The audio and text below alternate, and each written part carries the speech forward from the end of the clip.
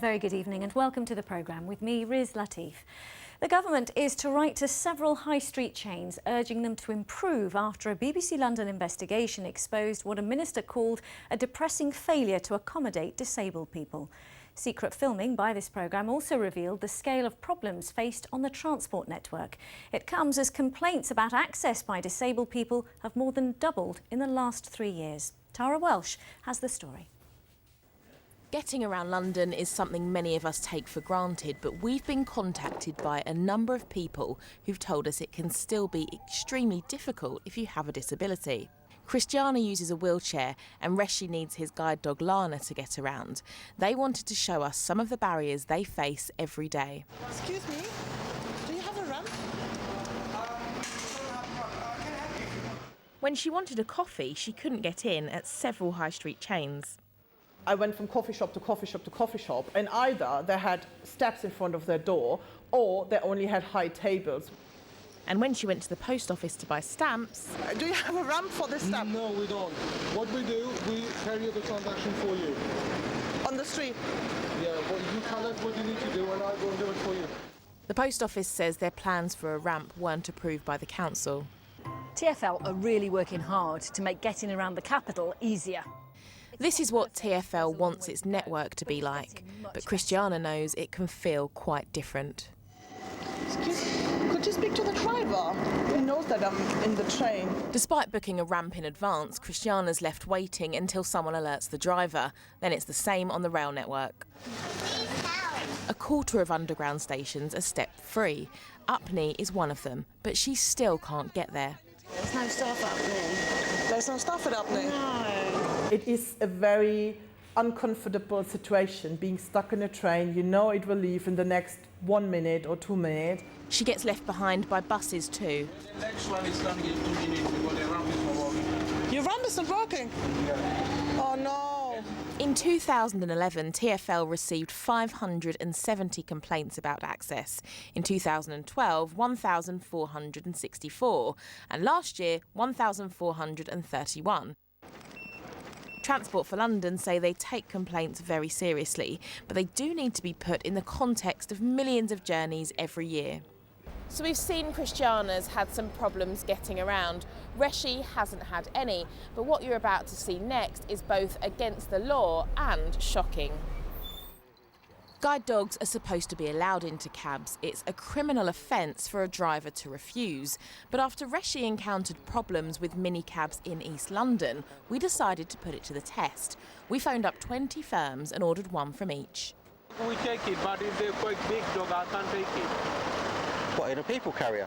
Then there was the allergy excuse. Because with my allergy, actually. Are you allergic? Yeah. Have you got a medical card to say that, no? Huh? Have you got a medical card? No, not with but my hay fever problem, you know. If a driver really does have a medical condition, he must have an exemption certificate. My allergy, that's why I don't take it. Sorry. Okay, but you can't prove that. You've got no, but you've got no card, no. Call an office, maybe take other one. Out of 20, 5 minicabs wouldn't take the dog. Others wanted extra. So you don't take guide dogs, no? There'll be extra money.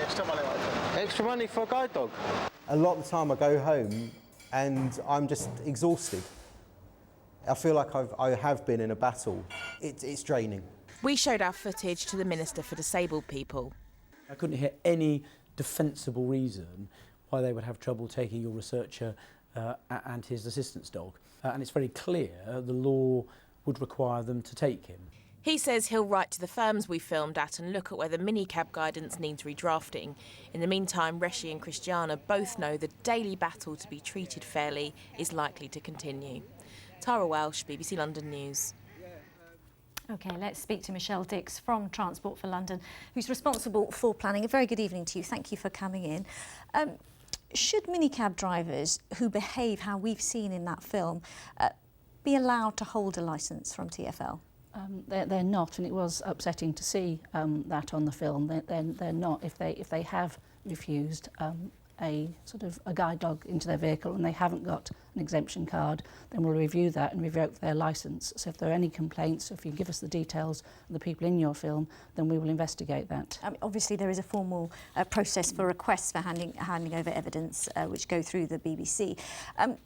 But do you do any kind of spot checks when it comes to things like this, or minicab drivers? We have mystery traveller surveys where we try and understand sort of like what is going on, and that's proved very helpful in helping determine what new things we can do.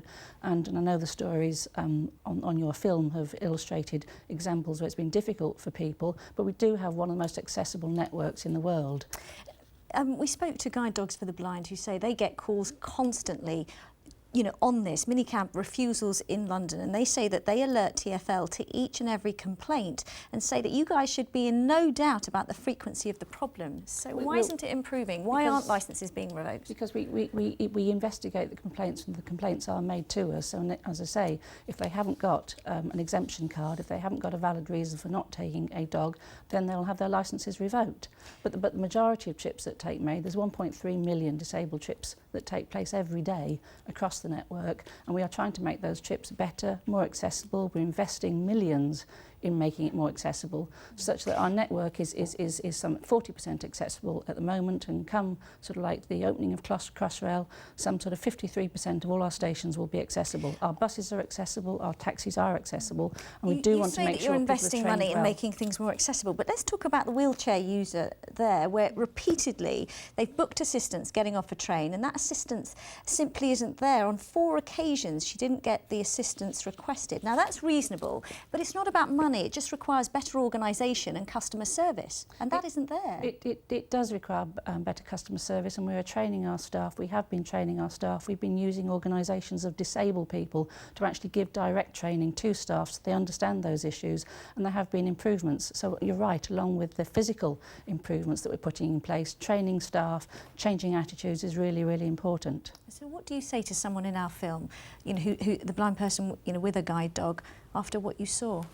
I feel really upset that they've had that experience, and what we are saying is tell us about it, make the complaint to us, we'll investigate. We certainly, through groups that we have lots of forums with disabled people, are listening and wanting to make these improvements. Okay. Michelle Dix from Transport for London, thank you for joining us this evening. Thank you. Thank you.